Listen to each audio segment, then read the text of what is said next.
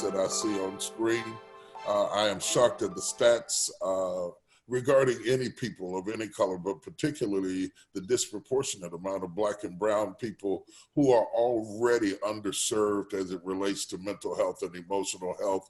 To take another blow and another setback seems devastating to me. What is the forecast of the mental health of our community post-COVID-19?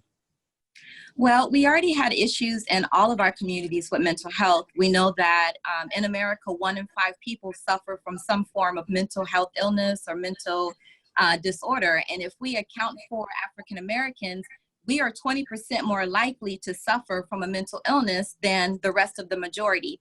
So we already started with a bleak forecast, if you will, Bishop.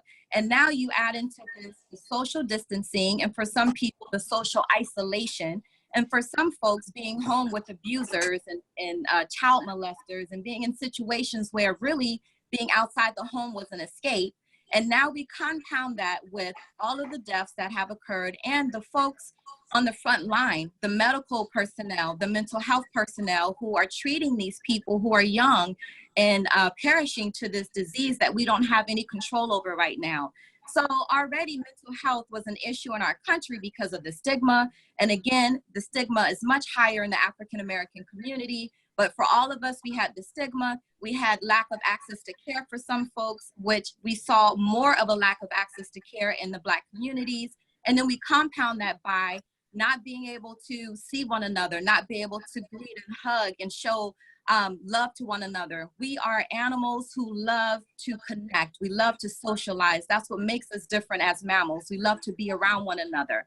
So abruptly, we've been robbed of that opportunity. And then so now we're faced with all of the traumas from COVID-19, seeing people sick, seeing people who were, about to pass away or die, who became so ill that we thought we were losing them. And then the folks who did succumb to the illness. So now we have a whole nother set of traumas that we have to try to deal with. And then in the Black community, we see that the disparities have now reared their ugly heads again. We already knew that as a community that we suffer more from high blood pressure, from diabetes, from strokes, from heart disease. But now we see that from COVID-19, we're dying more because already we were placed on a platform where we were at a disadvantage. So we have a lot of work ahead of us, including the folks who typically we go to and turn to get better. And that's our medical personnel, including the mental health professionals who are trying to get us through this. To the person out there who says, you have these health disparities, you brought them on yourselves, what do you say back to them? I have plenty of data to say to that person. Okay. We did not bring this on ourselves, and it begins with the 450 years of slavery, of oppression. It has all of those insults from 450 years ago, and we've only had 50 years really to recover. We have never been on equal footing. We've never been on equal ground with the majority, never. And the times that we tried to catch up, because if we looked at this as if it was a race or a marathon, the majority started out 2 miles ahead of us or 5 miles ahead of us. And then they said to us, they didn't give us any running shoes, by the way. They said to us, okay, now you run the same race, but we're not giving you any shoes. We're not going to give you any preparation, no training, and you do the same thing and do it faster. So to the person who says that we brought that on ourselves, we were never on equal footing.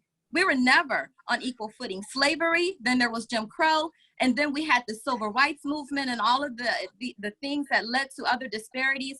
And current day, when we look at the treatment of Black folks by the medical community, we know from good studies that Black people do not get the time that the majority receives when they're being seen by a white provider. White providers, we know this from studies, spend more time with the majority or white patients than they do with minorities. So we know that we have that in studies. So I say to people that we have plenty of data to show that racism, also minority traumas, are the reason that we suffer the most from a lot of these things. And Bishop, I didn't even mention that we're over 50% of high-risk populations, such as the homeless population, children in foster homes, the amount of people in jails and prisons. We're 50% or more, we represent those populations. We have more maternity deaths than the majority. So there's plenty of data to show that there is justification by the hands of other folks, not us, that have created these disparities. You know, in addition to that, you have to consider the fact that we live in close proximity locations, often have more people in our housing domain per square foot than other people, living in complexes, using public systems of transportation. Frontline workers, we are the people who deliver to your house. We are the people who run the magnometers in the airport. We are the people who are frontline in the grocery stores, checkout counters, interacting with people on a daily basis. The percentage of employment amongst African Americans that puts us in close proximity to other people is much higher than our white counterparts. So we are on the front line.